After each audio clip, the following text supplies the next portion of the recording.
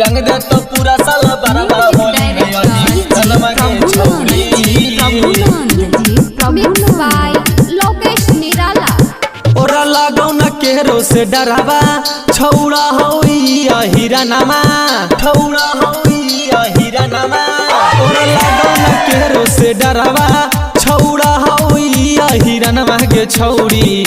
इहे गे छौड़ी रंग दे तो पूरा साल बरबा होली में यही तनमा गे छौड़ी इहे गे छौड़ी रंग दे तो पूरा साल बरबा होली में यही तनमा गे छौड़ी रंग दे तो पूरा साल बरबा होली में यही तनमा गे छौड़ी रंग दे तो पूरा साल बरबा होली में यही तनमा गे छौड़ी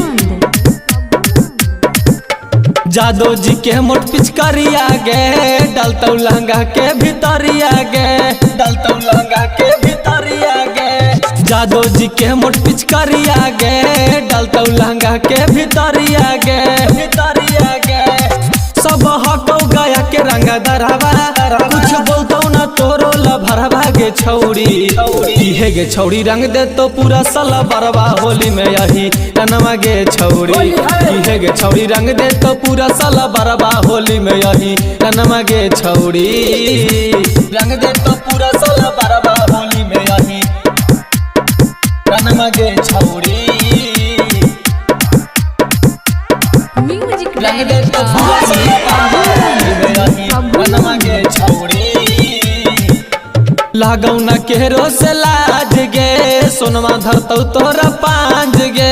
सोनमा धरतौ तोरा पांज गे अरे लागौ न केरो से लाज गे सोनमा धरतौ तोरा पांज गे मजा मरतौ लोकेशन निरालावा घूमैतौ जहानावा शहरवा गे छौड़ी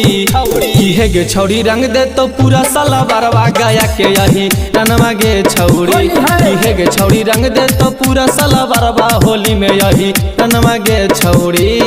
रिकॉर्डिंग स्टूडियो जहानाबाद।